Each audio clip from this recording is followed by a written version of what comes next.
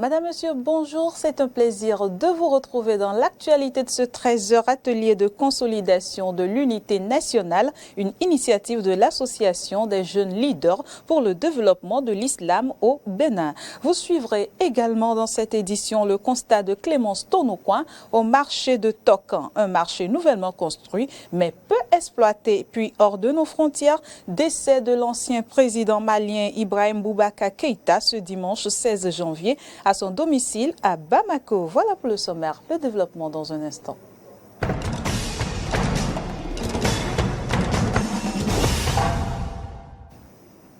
Bienvenue à toutes et à tous. L'Association des jeunes leaders pour le développement de l'islam au Bénin a organisé hier un atelier de consolidation de l'unité nationale. C'était en présence des imams des mosquées du Bénin et de la jeunesse musulmane. Compte rendu, Maury Arnaud Agua.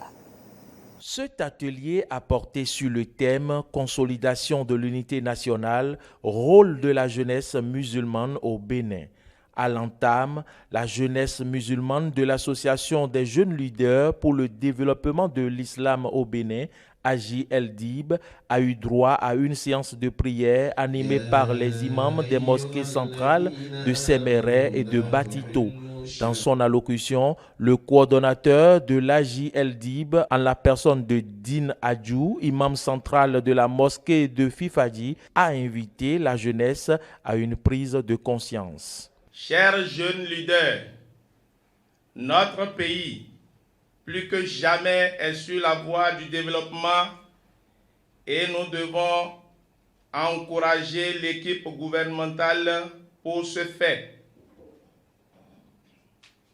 Ne nous laissons pas emporter par la division. Restons soudés car c'est dans l'union que nous pouvons avoir la force nécessaire pour vaincre la pauvreté et tous les autres maux qui minent le développement de notre pays.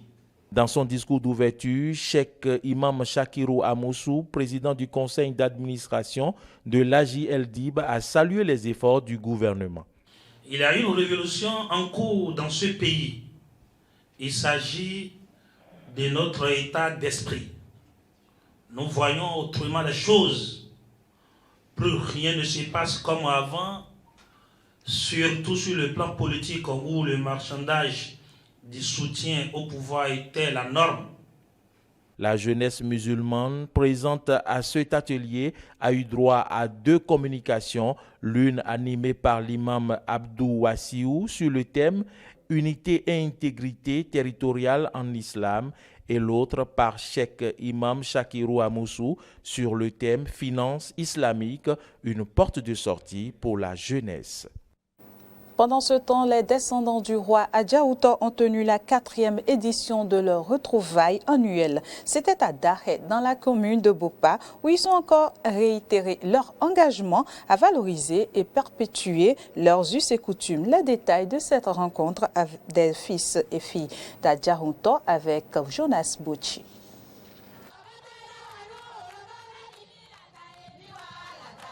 Voilà une 4e fois de suite que les descendants d'Adjaouta tiennent le pari de se retrouver chaque année pour fraterniser. Des rencontres au cours desquelles ils s'emploient à mieux connaître leurs us et coutumes et surtout à harmoniser leurs pratiques ancestrales. Le président du comité d'organisation a dévoilé au début des manifestations la pratique ancestrale qui captera cette année l'attention des Adjaoutovi. La rencontre de ce jour, samedi 15 janvier 2022, vise essentiellement la consolidation de nos pratiques coutumières, en l'occurrence la sortie des bébés. Adjaouta. Le président de la solidarité Adjaouta a rappelé à l'occasion le parcours déjà exécuté par cette initiative qui se veut l'une des plus grandes fêtes identitaires du Bénin. Démarré en 2019 à Bopa, ces retrouvailles ont commencé avec 2 communes. Aujourd'hui, nous provenons de 15 localités appartenant à 2 vastes départements. La rencontre de cette année n'est pas seulement pour communier autour de notre ancêtre, mais surtout pour confirmer notre retrouvaille comme une des plus grandes fêtes identitaires de notre pays. Depuis la 3e édition, une commission technique a été commise pour restaurer l'authenticité et la solennité de la cérémonie de sortie des enfants chez les descendants d'Adja Outor. Une mission de grande ampleur selon le président de cette commission. Les cérémonies rituelles de sortie d'enfants Adja Outor. Les différentes étapes de cette cérémonie, à commencer par le mariage, la grossesse, la naissance de l'enfant et les cérémonies qui s'ensuivent. Donc la tâche qui nous incombe est immense et complexe. Comme il est de coutume à ces retrouvailles, la localité devant abriter la prochaine édition a été choisie par tirage au sort et il s'agit de Yémé Koufonou, une localité de la commune de Kouamassé dans le département de l'Atlantique. Retour à présent dans l'Atlantique et direction au marché de Tokan dans la commune d'Abomey-Calavi comme annoncé en titre. Ce marché qui fait partie du grand nombre qui bénéficie de la construction de nouveaux hangars et boutiques depuis plusieurs mois. Ce joyau qui est terminé n'est utilisé que partiellement. Les raisons sont proposées dans cet élément de Clémence Tonoukoua. Le marché de Tokan est l'une des infrastructures dont a bénéficié l'arrondissement de Toba dans la commune d'Abomey-Calavi. 2 hangars de 12 places chacun et un module de 3 boutiques y sont construits pour permettre aux populations de bien mener leurs activités commerciales. Seulement, plusieurs mois après les travaux, le marché n'est que partiellement occupé. À ce jour, plusieurs places sont encore vides. Les bonnes dames ont pris leur place. Elles sont précipitées pour prendre ça et après elles disent que le marché ne s'anime pas et se sont tous reculés. Il y a d'autres qui ont pris et qui veulent rester au bord de la voie. Tous ceux qui sont de ce côté maintenant, ils ont leur place dans le marché. Mais elles préfèrent rester au bord de la grande voie pour pouvoir vendre. La belle preuve, vous-même, vous allez voir ça maintenant. Le marché s'anime au bord de la voie. À l'intérieur, tout est vide. Donc, il y a un problème de bord de la voie et d'autres sont restés à la maison disant que le marché ne s'anime pas. Toutes les femmes qui ont pris les places ne sont pas encore mobilisées. Si toutes les places des hangars sont attribuées, ce n'est pas le cas pour les boutiques. La liste des femmes qui souhaiteraient occuper ces boutiques est déposée au niveau du chef quartier. Ces femmes disent n'attendre que les autorités communales pour l'attribution et la mise en service de ce joyau. Les boutiques, c'est au niveau des responsables. C'est ce qu'ils nous ont dit. C'est au niveau de la mairie. Que c'est eux-mêmes qui vont partager ça, c'est ce qu'ils nous ont dit. Après, ils nous ont dit de donner des noms.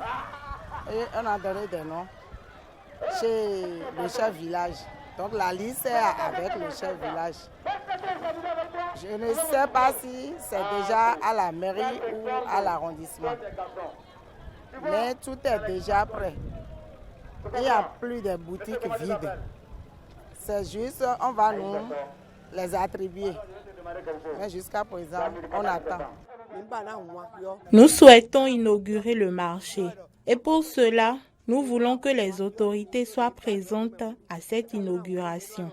Le jour où elles vont nous attribuer les boutiques, elles vont profiter pour nous inaugurer le marché. Ce n'est que ça que nous attendons.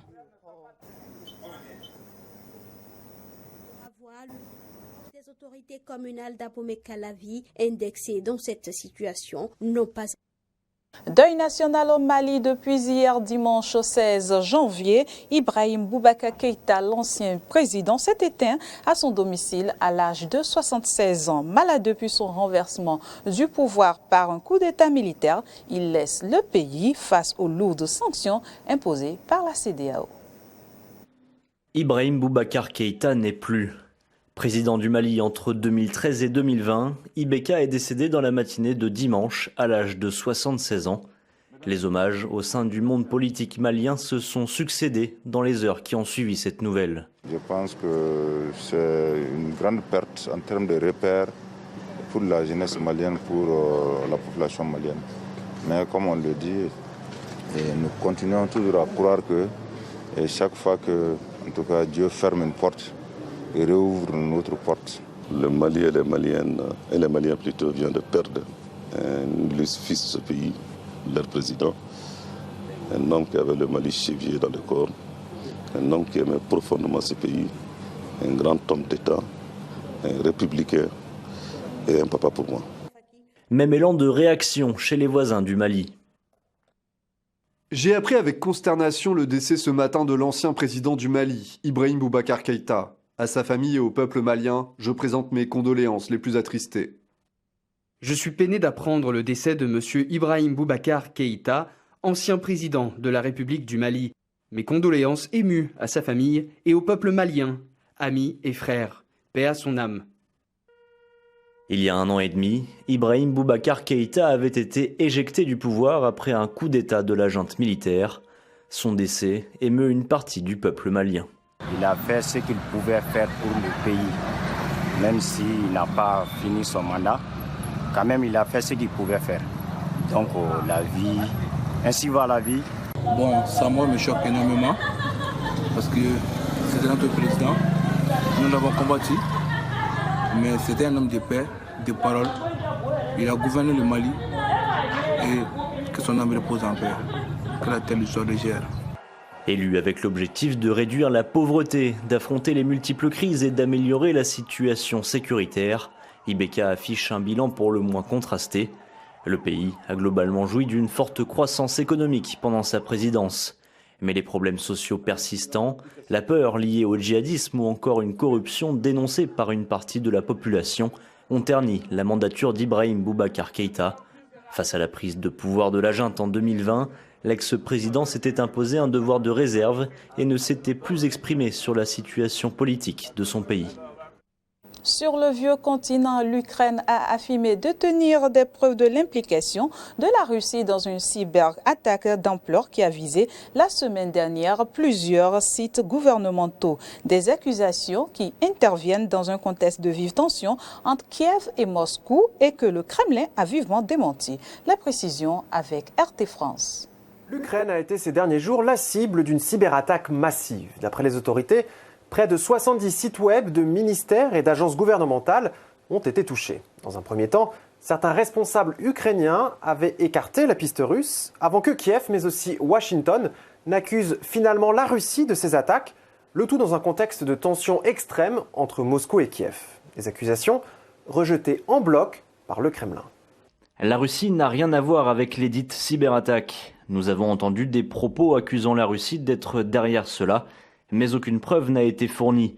Nous considérons cela comme la continuation des accusations sans preuve contre la Russie.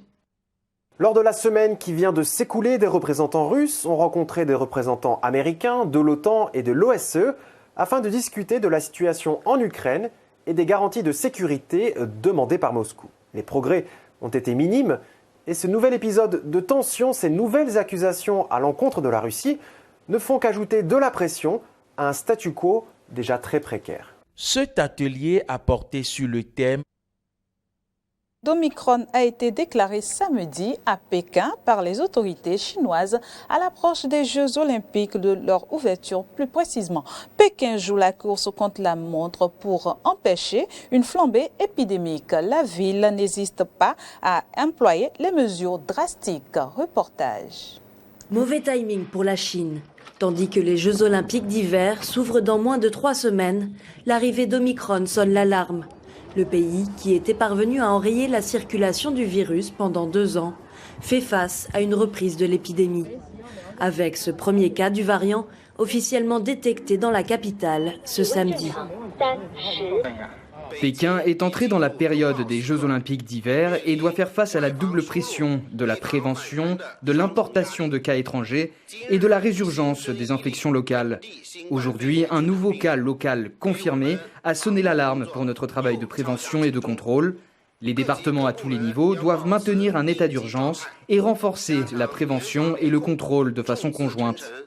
Tianjin, Anyang, Shanghai ou Zhuhai, la liste des foyers épidémiques dans le pays s'allonge de jour en jour. Les autorités, qui restent fidèles à leur stratégie zéro Covid, déploie des mesures rapides mais coercitives. Fermeture des écoles, confinement immédiat et dépistage systématique de toute la population dès l'apparition des premiers cas. La ville la plus touchée par la résurgence du virus, Xi'an, connaît une accalmie au terme de 3 semaines de confinement strict de ses 13 millions d'habitants. Comme la situation épidémique s'améliore, nous allons accélérer la levée des mesures de confinement dans certaines zones et complexes résidentiels en partant du principe qu'il n'y a pas de reprise de l'épidémie. Pour les autres zones ne remplissant pas les conditions de levée du confinement, nous continuerons à adopter des mesures strictes. Une Olympiade qui s'annonce sous haute surveillance. Les délégations commencent à arriver. Pékin compte sur la mise en place d'une bulle olympique étanche, une enclave sanitaire prévue pour accueillir les athlètes, journalistes et officiels venus du monde entier. Avec un contrôle strict, les sportifs seront testés toutes les 6 heures sans aucun contact possible avec la population. Les autorités, elles, se disent confiantes. C'est sous contrôle, donc nous nous accrochons à toutes les mesures que nous avons mises en place et nous sommes confiants qu'elles seront suffisantes si la situation ne s'aggrave pas spectaculairement. Pas d'annulation de dernière minute à l'ordre du jour, mais les tickets ne sont toujours pas en vente à quelques semaines du coup d'envoi des JO et il se pourrait que les gradins restent vides. En attendant, les regards restent tournés vers la Chine avec cette nouvelle épreuve test pour sa stratégie zéro Covid. En Afghanistan, la famine et la misère s'installent faute de moyens de soutien dans le pays. Les nouveaux dirigeants à Kaboul ont de nouveau lancé un appel à l'aide. Au même moment, le respect du droit des femmes n'est pas suivi. Suivez. C'était l'une des garanties avancées par les talibans le 17 août dernier pendant une conférence de presse destinée à apaiser la communauté internationale. Les droits des femmes seront préservés et elles auront accès à l'éducation. Depuis, le gouvernement s'est prononcé en faveur d'une séparation des garçons et des filles dans les écoles. Un souhait qui se heurte à la réalité économique d'un pays exsangue. Si plusieurs provinces ont accepté de rouvrir les écoles aux filles, elles ont rarement les moyens d'en assurer l'accueil dans des bâtiments dédiés. Les talibans tablent sur un retour à la normale d'ici la fin du mois de mars. Dans de nombreuses provinces, les classes supérieures sont ouvertes, mais dans certains endroits où elles sont fermées, les raisons sont la crise économique et le cadre sur lequel nous devons travailler dans les zones surpeuplées. Et pour cela, nous devons établir une nouvelle procédure. Nous ne sommes pas contre l'éducation. Nous travaillons sur les questions d'encadrement. Les ministères de l'éducation et de l'enseignement supérieur travaillent pour résoudre les problèmes et fournir l'environnement pour l'éducation. Depuis 6 mois, le discours est inchangé, mais dans les faits, les autorités multiplient les mesures restrictives. Dernière en date, le 26 décembre dernier, le ministère de la Promotion de la Vertu et de la Prévention du Vice publie une recommandation qui limite le droit de circulation des femmes désirant voyager sur de longues distances. Des trajets désormais interdits sans un homme de leur famille pour les accompagner. Une annonce qui intervient quelques semaines après la demande aux télévisions afghanes de cesser la diffusion de feuilletons mettant en scène des femmes. Depuis le retour au pouvoir des talibans, les libertés sont de plus en plus menacées, une situation qui pousse de nombreuses femmes à manifester leur colère. Nous avons peur, mais ce sont les talibans qui nous y obligent. Ils participent à des génocides tous les jours, ils commettent des crimes, ils nous arrêtent et ils veulent éliminer les femmes.